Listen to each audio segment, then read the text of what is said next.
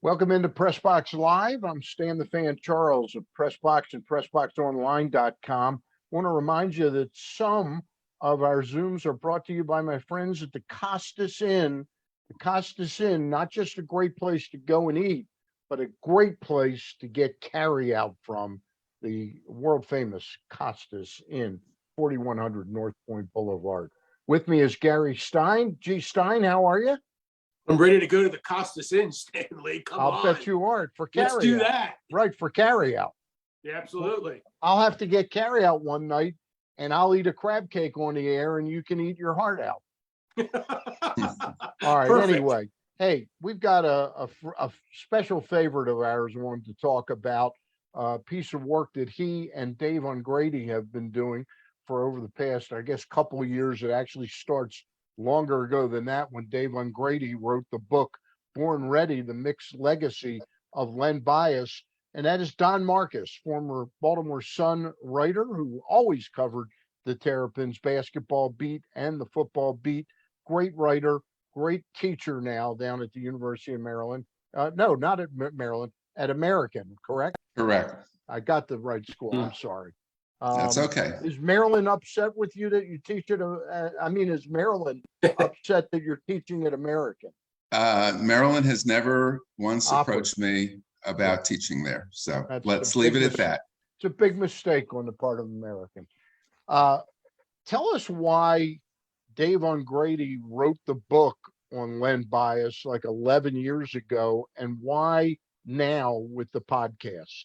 Okay. So Dave is a 1980 graduate of Maryland. He ran track there. He's a pretty good middle distance runner, played some soccer. When he got out, he worked in business locally. He was a news aide at the Washington Post. He worked for CNN in its early days.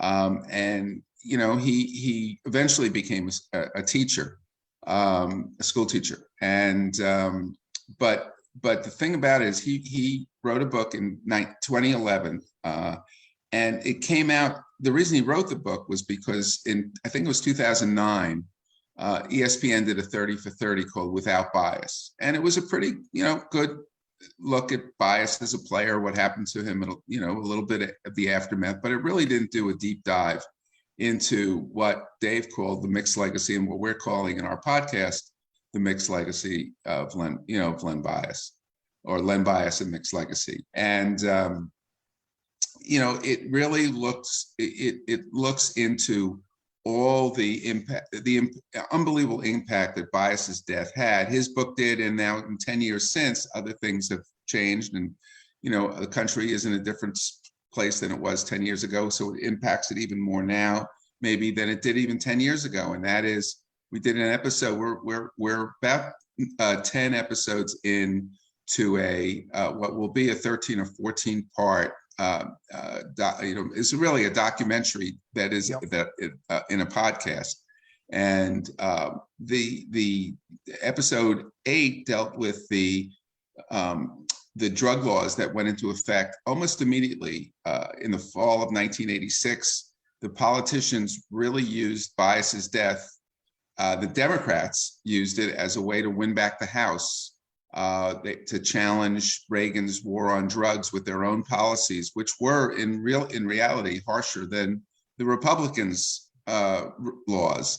And a lot of these laws were implemented, and very, very harsh sentences. 3 strikes, you're out. If you get caught with a very minor amount of cocaine, or even if you're associated with a dealer, you could go to jail for a long time.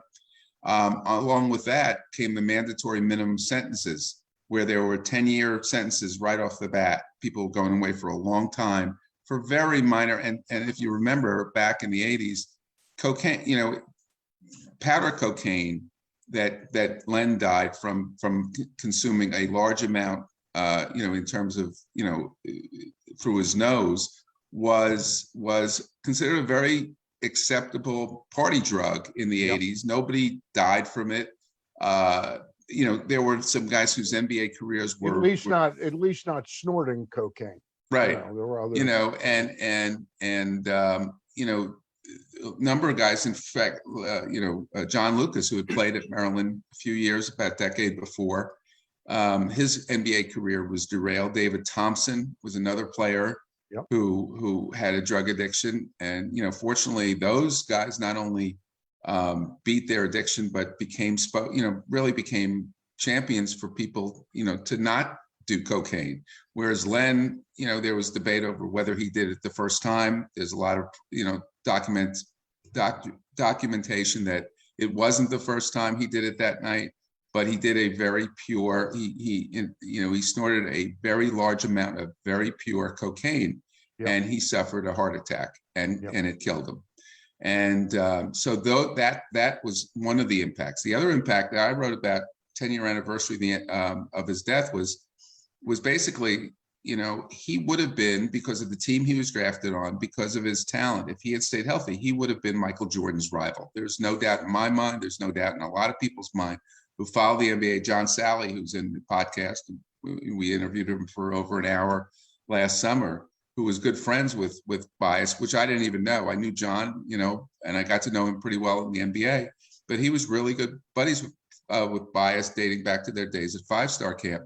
He said, and he played on the Pistons, and the Pistons won a couple of championships. He said, if the Celtics had Bias, the whole league would have looked different. The dynasty with the Bulls might not have happened the way it did. Jordan's career might be looked upon differently, maybe not, but there's a good chance that the Celtics, they went from 1986, they had won it that year, and they had the number 2 pick in the draft, and they went till 2008 until they won their next championship. And so that certainly impacted the Celtics, and it had tremendous effect. We talked about it off air earlier in the week about the tremendous effect it had at Maryland. All the people who lost their jobs, Dick Dull, Lefty, the president of the university, eventually left, and it had a tremendous effect. And I don't think it has as big an effect, but there's still parts of Bias's death that still sort of go back to. Or you push ahead to now, with whether it's the football team and the many hires that were made, because Bobby Ross left. Ross left on his own, and he had won 3 straight ACC championships before Bias died, and then things fell apart. He left. Where would that program have been if your football program, if Bobby Ross had finished out his career at Maryland as opposed to going to the NFL or going to Georgia Tech?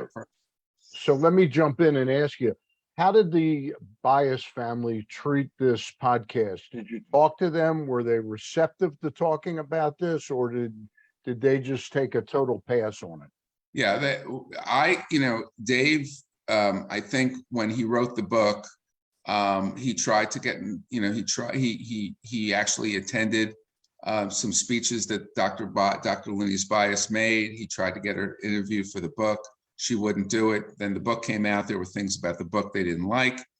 But even, when he was inducted into the Maryland Hall of Fame in 2014, now that's 28 years after his death, I reached out to the Bias family and really had written nothing but positive stories for all these years, and had a very nice relationship with Lenise and James Bias. When he died, they invited the media to their house that summer and had a great conversation with her. I couldn't believe how strong she was. This is before Jay Bias, his brother, was killed. And they would not talk to me for the story I was writing about his induction in the Hall of Fame. So, they have picked and choose the people they want to talk to and get their message out, and that's fine.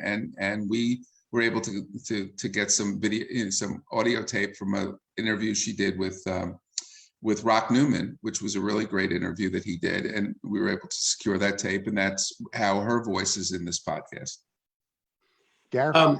Don, one of the things that I was reading about Dave and yourself, one of the reasons why he wanted to make this podcast, you guys wanted to make this podcast, and he thinks the story is still relevant today, which it is because of the decision-making of Len Bias. And he thinks that, he says that this story should be told to every young college freshman coming into school, or every young college player, so that they can learn to make the right decisions.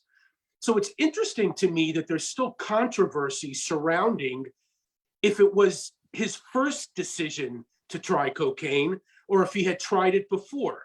Can you shed any light on that? Well, there was grand jury testimony back in 1986 or 7 when Bud Marshall held a grand jury and brought in Lefty Driesell and brought in some teammates, and they brought in Terry Long and David Gregg, and who were there when partying with Len when he died. And Terry Long said he was introduced to cocaine by Len, by Len 18 months before he died. There's also testimony from, or there's also interviews that Dave did for his book, and then we subsequently did for the podcast with Chris Washburn, a great but troubled player from NC State who was drafted number 3, right behind Bias. Played I think 72 games in the NBA among many drug stints. I think he had 19 different suspensions or something over a few years, and then he finally banned for life. And Chris talked about the fact that Len introduced him to cocaine back during the ACC barnstorming tour that they did. I'm not sure I totally believe that story, but I do believe the story that he and Len did cocaine together in his apartment in Raleigh after one of the games. And the way in listening to Chris's story, there were too many details that sort of made sense of why a guy would be doing it if he was doing it. And I just don't think, and also I think that somebody who maybe is doing cocaine for the first time probably is not that reckless in terms of how much they consume, how much they snort, and maybe would like to see the effect it had on him before really diving in the way he did. And his response famously was, "I'm a horse," when they told him to slow down. And somebody like that has done. I can't imagine that was the first time he did cocaine. So let me ask you this then: 30, how much is it now? 86 or 14? 36 years later, going on the 37th anniversary coming up this June. I mean, culture, our sports culture, our drug culture really has changed dramatically. Marijuana is legal in many, if not most states now. Maybe one day it gets legalized federally. Cocaine, another story, I understand. But it just seems that we're a lot looser these days than we used to be. My question is, how, not relevant, but how is the story being received? Like, is it being received like, that happened 36 years ago? Or is it still actually relevant to a lot of people today? Well, if there in the episode we did about how it impacted people's lives with the drug laws and the mandatory minimum sentences, these people's families were ripped apart by these sentences, and are still feeling it to this day. The whole. I'll give you a story about. I called it my exile on Calvert Street when I was moved out of sports for a couple of years, and I was a cops and courts reporter in Howard County, which I referred to as the JV crime beat because there wasn't a lot of crime there, and which was for me a good thing, because I told the police reporters Justin Fenton and Peter Herman how crazy they were for doing this every day. But I was doing a story. There was a legal SWAT team raid in a trailer park in Howard County, and then there had been another big incident with the mayor of Berwyn Heights where drug dealers were leaving stuff at his house, and the SWAT team came in because they thought he was a drug dealer, and I did a sort of a national story about illegal SWAT team raids, and there was believe it or not, there was an expert. He's still at the same school at Eastern Kentucky University, a professor. I can't remember his name now, but he was there. And he was sort of the national expert, the go-to guy when you're doing stories on SWAT team raids. And I told him my background, that I didn't know really much about it. And he asked me what I did. And I told him I covered University of Maryland basketball, and I was a sports writer. And he said, "Oh, well, this whole thing started with Len Bias." And he said Reagan's war on drugs ramped up because of the death of Len Bias. And the thing that people talk about, because he was in the DC area, because he was drafted by the Celtics, and Tip O'Neill, who was the Speaker of the House, was a huge Celtics fan. they used, the Democrats used him in one way, the Republicans used him another, but he was the poster child for this really tough draconian legislation. And people have said on the podcast, and Eric Sterling, who was the counsel for the committee, Joe Biden wrote the legislation when he was the senator in Delaware. He was the one who wrote the legislation. He was, in charge of the committee. He was the chairman of the committee. Eric Sterling said it was the single worst piece of legislation he ever wrote in his career, and he really regretted it and felt guilty to this day as to the impact that it had. And they said if he had been a player at University of Missouri or University of Washington, it would never have happened that way, because he wasn't, Maryland. all the news stations, all the national news stations, where are they based? They're based in DC, and New York, but a lot in DC. And, it was the lead story. Once it came out that he died from cocaine, it was the lead story for several days. Let me jump in, and I've got a question about the process of podcasts. But before we get much further down the road on this, we've talked about the Celtics. They had won the championship the year before. No, that year, that June. That year, right? And yet Red Auerbach had the second pick in the draft. Didn't he have that pick specifically? Yes. Looking for Len Bias? Could you talk Len a little Bias. bit about Yeah, how much sure. Red Auerbach lusted after having Len Bias? Right. Well, Red Auerbach, for all the years that he was the Celtics general manager, he lived in DC. Yep. And he had a camp every summer. I'm not sure if it was a GW, because I think he was a GW grad. He had a camp at maybe at GW, but he had a camp in DC. And then he also had a camp up in Boston, I think, eventually as well. And Len Bias was a counselor in that camp. And John Sally talked about how he and Bias went up there to be counselors. And it was basically Len was telling Sally really wanted to be drafted by the Celtics. And Red said, you're a really great player, John, but your friend is the guy we want. And he engineered a trade. I don't know if it was a couple of years before they traded Gerald Henderson. And wasn't it with the Clippers? No, it was with the Seattle Supersonics. Okay. He engineered a deal for the number 2 pick, and I think it was contingent on where they finished. And they were supposed to be really good. So they figured, okay, we'll get, a 15, 18 pick. And they were really bad that year. I don't know what the circumstances were. It's a long time ago, but they ended up with the number 2 pick behind the Philadelphia 76ers. The interesting thing about that is we talked to Pat Williams, who was the general manager of the Sixers, and that was his last piece of business for the Sixers. He became the president of the Orlando Magic. The Magic were just starting up. And when he talked to Jack McMahon, who was a former coach, longtime scout, Philly guy, about drafting Bias, Jack McMahon never told him why, but he said something about that guy I don't want. So they traded the pick to Cleveland, and Cleveland picked Brad Daugherty, and that opened the door for the Celtics to get Bias. My other question was, talk a little bit about the process of podcasting. I have never been a particular guy that sits at my computer or puts them in my car and listens.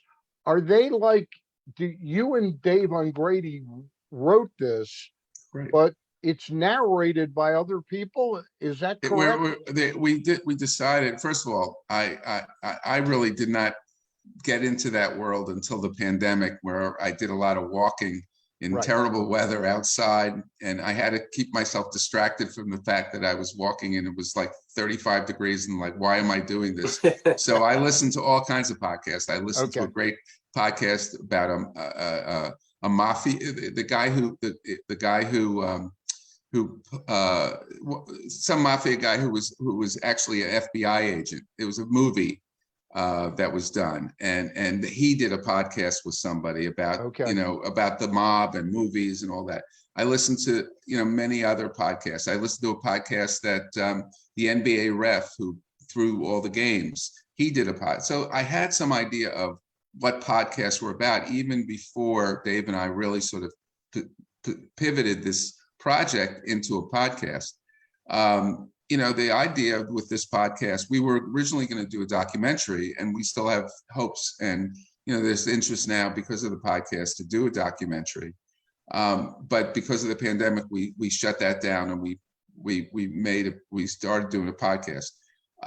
It's really telling a story. It's like writing a story, writing a book, but it's an audio book, and instead of quoting the people in the story, you're hopefully, and we didn't get everybody we wanted. There were cases where Dave interviewed people years ago, and somehow like a lot of reporters, I did it all the time, taped over or lost tapes, so there are times where Dave is reading quotes that he got from the book, but it's hearing their voice. And as far as giving, most podcasts, I think this is very unique. Most podcasts are done with one voice. It's usually the person who wrote it. Dave and I decided that we wanted to, get people who were maybe even better, who did this professionally, like Kevin Sheehan, who does his own podcast and is a Maryland grad, went to school with Bias. He's done a couple episodes. There was an episode that we wanted. I really said when we did the episode on the drug and mandatory minimums, I really wanted to get we started trying to get a prominent Black journalist to do it, and we just didn't hit at the right time with some people. Some people said they could do it. We used one of our interns, Jamal Brown, and he did a really good job on the podcast. And then we also used another intern of ours who's doing a podcast, Lauren Rosh, who's doing a podcast on his legacy. And one of the more interesting guests we had, through somebody at Maryland who was a poetry professor, who there was an incident with Bias at a poetry reading, which is a really great story. But he led us to somebody, Reginald Betts, who was 16 years old, grew up in PG County, and he was an honor student. He was set to go to college, and he got caught with friends out one night, and they carjacked somebody, and he got sent to jail for prison for 8.5 years. He didn't even know who Len Bias was until he got to prison, and he saw guys in the yard playing, and people say, "Hey, he looks like Len Bias," and he said, "Who's Len Bias?" And they told him, and he became a very celebrated author and poet, and he's actually going to narrate a segment, and he wrote a poem that he's going to read during the episode. One of the interesting things I found, we were trying to find music for it because we were doing something on culture, and there are things about the culture, how bias impact the culture, and I was just looking to see how many rap songs Len was mentioning, and I found actually a pretty obscure rapper. I hope I don't offend him, but not Snoop Dogg or anybody knows Dr. Dre, but it was a guy named MC Longshot, and my wife is trying to give me you look perfect now. Mood effects here. I thought I was in a disco in the 80s. But I found this really appropriate. I found this rap guy named MC Longshot who did a 4-minute rap video on Bias, and you can find it. I think it's I forget what it's called. I forget the name of it, but it really told a great story, and it's really the soundtrack for this podcast. It's really the soundtrack. And I reached out to him, and he said, I wanted to interview him, how he found out about Bias, but he was doing another album, or whatever they call it these days.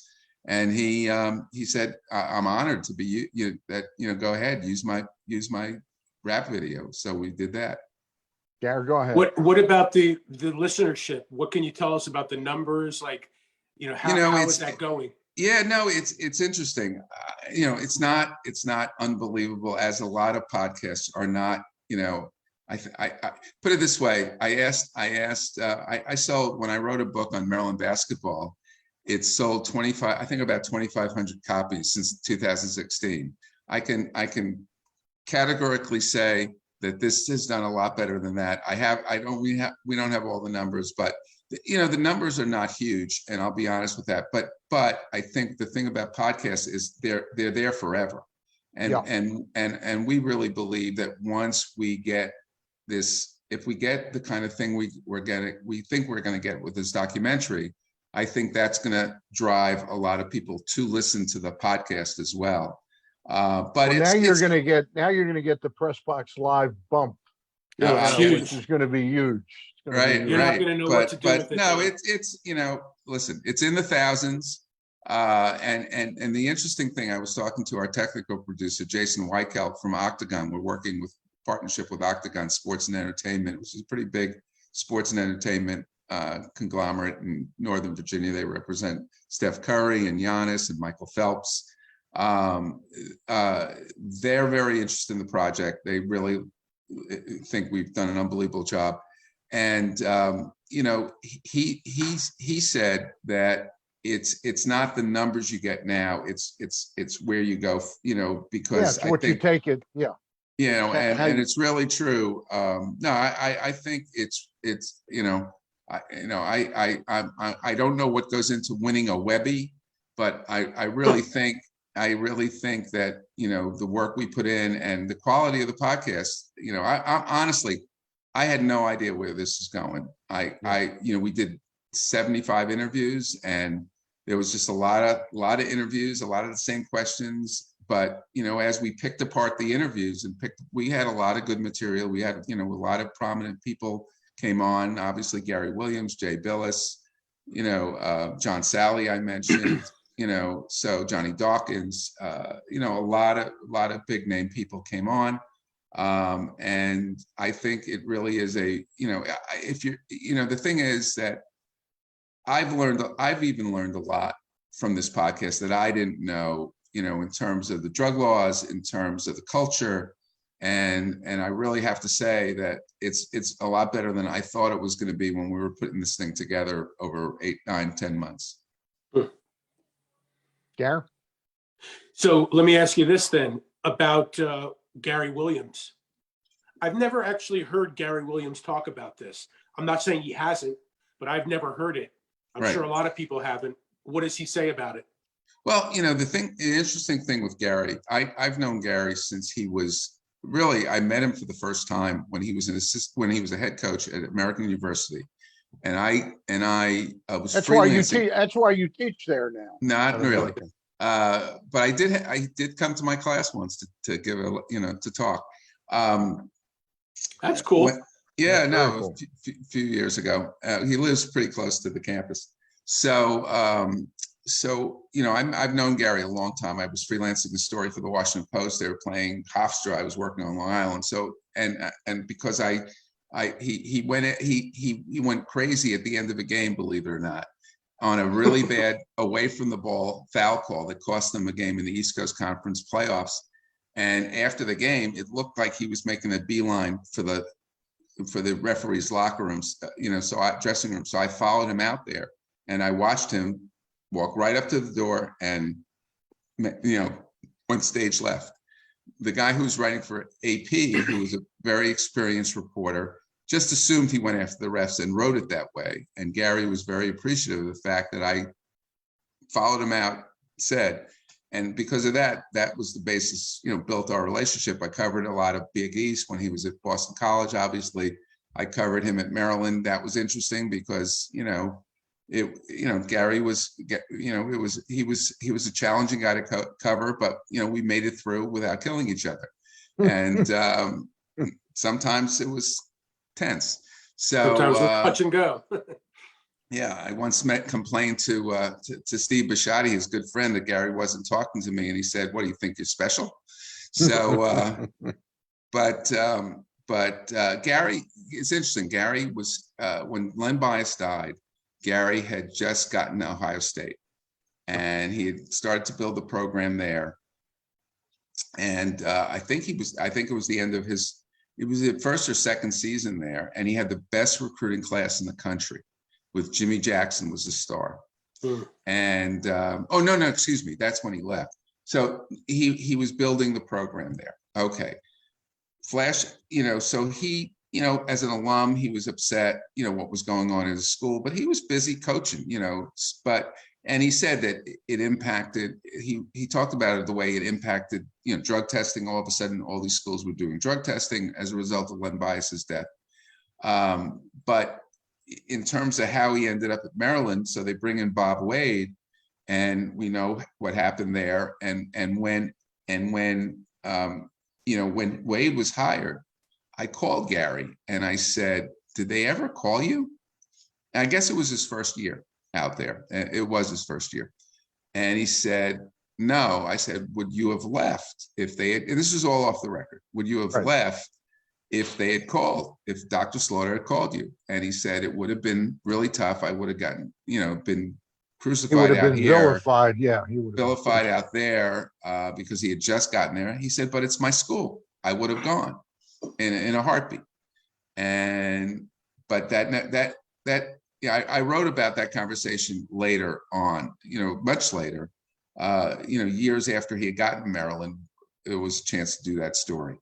But Gary, in terms of Bias, I don't think his teams, I'm not sure if his teams ever played against Bias. Obviously he was aware of who he was, certainly by the end of his career. Honestly, I covered Len his senior year. I came from worked for a paper in New Jersey called the Bergen Record, and I covered college basketball, and I covered the Big East, and I covered Chris Mullin, and I got to know Patrick Ewing, and really covered the Big East extensively, and even got to do some my first Final Four was in Carolina, and I got because of a relationship with a writer who had a relationship with Dean Smith, I was able to get some access to Michael Jordan when he was in school. I heard of Len Bias. I didn't know, I knew he was a good player. He was on some, All-American list. When I got there and saw how good he was, I said, I just covered Chris Mullin, future Hall of Famer. And this guy is like, Chris is a boy. This guy's a man. It was, and I covered Michael, and I said Len Bias was Jordan with a jump shot. Because when Jordan came out of school, he didn't shoot like that. Like Len Bias. He reminded me of a 6'8" version of David Thompson. That's what he reminded me of. Yeah. Because he had a beautiful shot, and he could just get up in the clouds. He was ferocious. We've been talking to Don Markus about Born Ready, a mixed legacy of Len Bias. It's a podcast. If you Google that.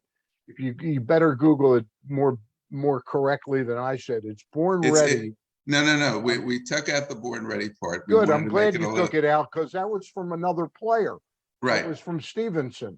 It's Len Bias, a mixed legacy. No. Actually, the Born Ready, comes from a line that Lefty would say about Bias, and he once said to Bias, "Are you ready?" And Len said, "Coach, I was born ready." Okay. So I think that was that guy. That was. So I think Lance Stevenson actually may have gotten it from Len. May have stolen it. Okay. We've been talking to Don about that, but Gary brings up Gary Williams, and I want to come full circle. So again, Google Len Bias, a mixed legacy. If you want to listen to it's at nine episodes now. But it's going to be 3 or 4 more episodes. But I wanted to close on asking you right now. I've got the Maryland game on in the background. Indiana is up 28-21. Maryland basketball is probably at its lowest ebb that it's been since Lefty Driesell came to Maryland back in 1968. Well, I would say no, not that quite. That you bad. would say after Wade. Wade, yeah, because okay, I'll agree with that. Yeah, because Mark Turgeon did take them to 5 NCAA tournaments. They made a Sweet 16. Yeah, this isn't a final judgment on Turgeon. I'm just but I'm saying the program since Turgeon quit on but the it's team, at a very it could be at the most crucial point I would say that. since Lefty or since Wade, because this easily could become a very, right now they're, I wouldn't say they're totally irrelevant, but they're heading in that direction if they don't turn it around quickly.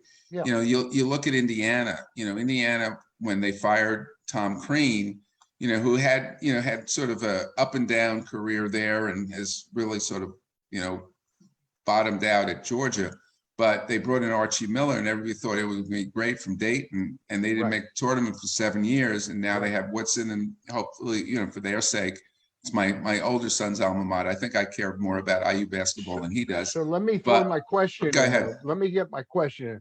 Go ahead. Where do you see this search ultimately leading? Because I agree with you. Forget whether it's the lowest ebb.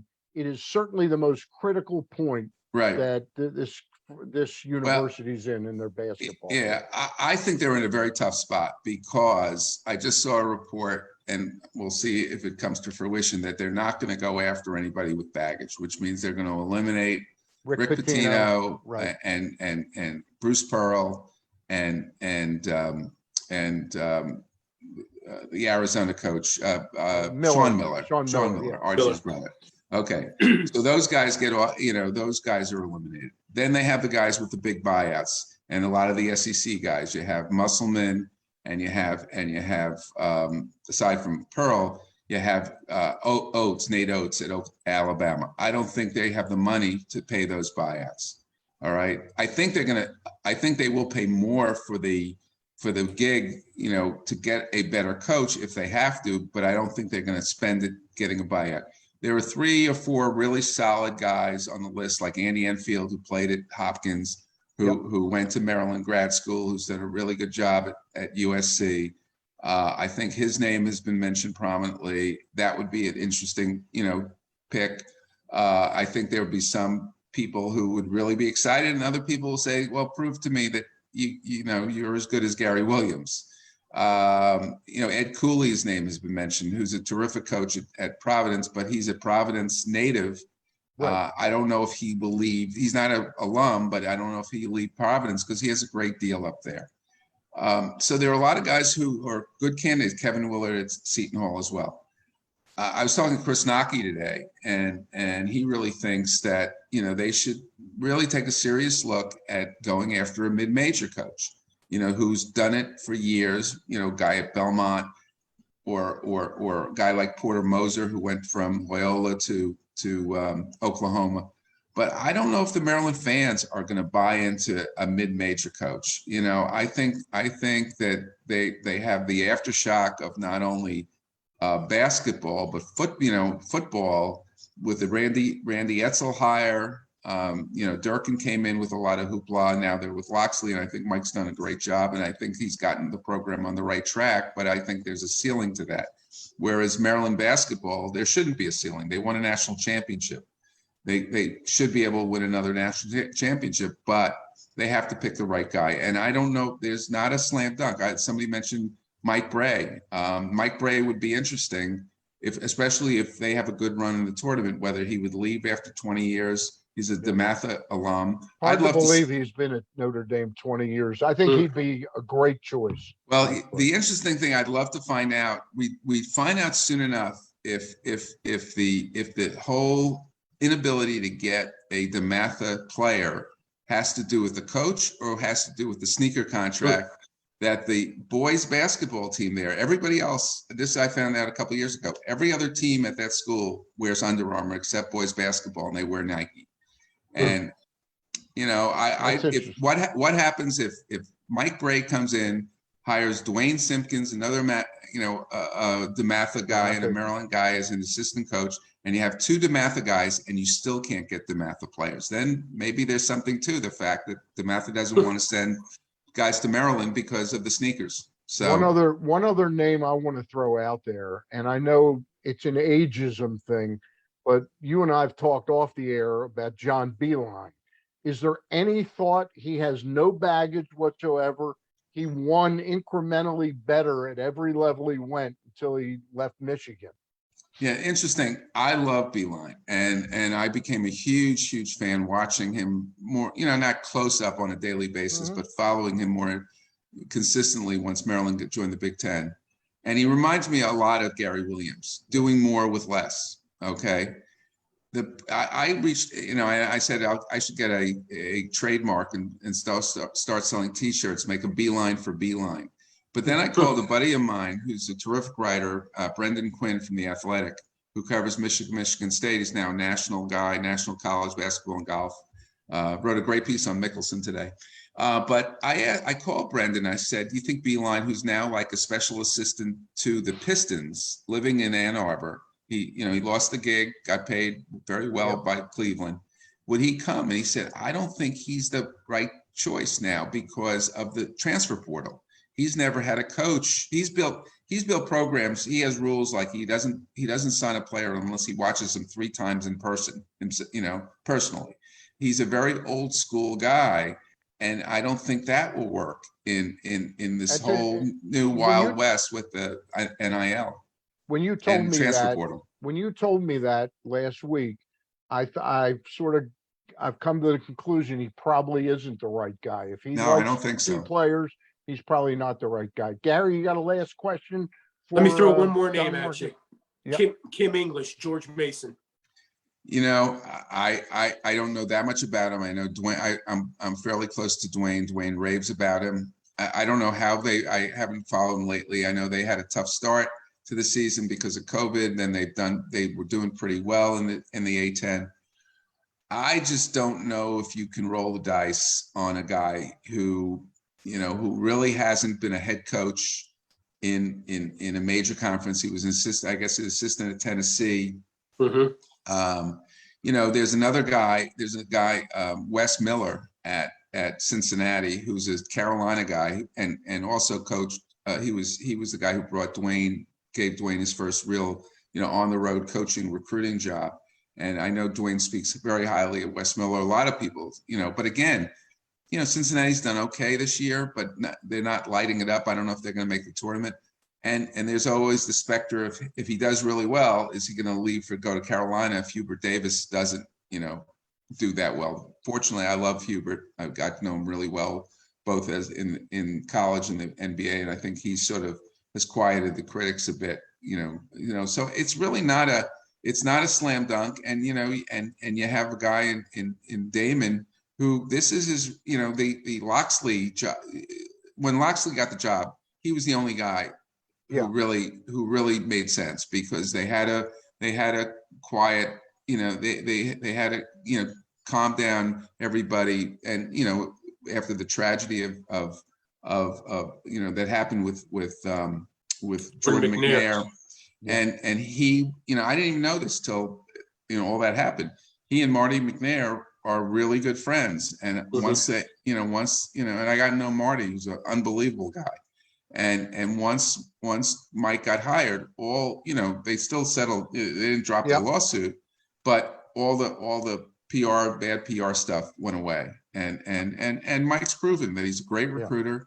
I think this time he has a chance to build off the last season, but it's not an easy hire. And Damon is using a search firm, that Parker search firm in Atlanta. I have no idea where they're tied to. It's going to be very interesting. But the best thing about it is I have nothing to do with writing those search stories because those were the bane of sports writers' existence. And because you usually got it wrong before you got it right. So I'm very happy that I will leave it to, it's now Ryan McFadden is now the beat writer, has done a really nice job for them. That'll be, I'm sure, I've talked to Brian a lot. So I'm sure I'll be getting a lot of calls from him, but at least I won't be losing sleep over those calls. There's an older coach that in about 3-4 weeks is going to be out of work, Mike Krzyzewski. Maybe they'll talk to him. Oh yeah, that would go over really well with the Maryland fans. Hey, he wouldn't take that job if that was the only job available. The dedication in the book I wrote. I'll give a quick pitch to the book for Maryland fans who haven't read it. It's called 100 Things Maryland Fans Should Know and Do Before They Die, which is the working title for a lot of those niche books on college programs. And my dedication, aside from my wife, Judy, who when she came to Atlanta in 2002, we drove down there. So I dedicated it to her. And I said she watched grown men cry. And then I dedicated to my sons, Russell and Jordan. I said, who grew up hating Duke. So I think my son would be, especially Jordan, who still follows them a little bit, not really that much. I think he would be apoplectic if well, it's not going to happen. It's no, of course it's not. But it's funny. You and I talked about Steve Wojciechowski off the air too. And Right. if Wojo had stayed at Duke, he'd be the guy right now, not John Shire. There's no question. He'd be the that. guy at Duke. Yeah, Yes, yeah. I agree. So I agree. anyway, I would throw I still think Wojciechowski's going to make a good coach. I hope so. I like Steve a lot. All right. Don Markus, again, it's Dave Ungrady and Don Markus. It's Len Bias, A Mixed Legacy. It's on our Apple podcast, and you can just Google that title and watch and listen, not watch, listen to it. For Gary Stein and Don Markus, I'm Stan the Fan. Ross Grimsley and I will be back Monday night. We've been brought to you by our friends at the Costas Inn. Not just a great place to go eat, but a greater place to carry out from, the Costas Inn, 4100 North Point Boulevard. Don Markus, Gary Stein, thanks, guys. Talk to you soon. See you guys. Take care.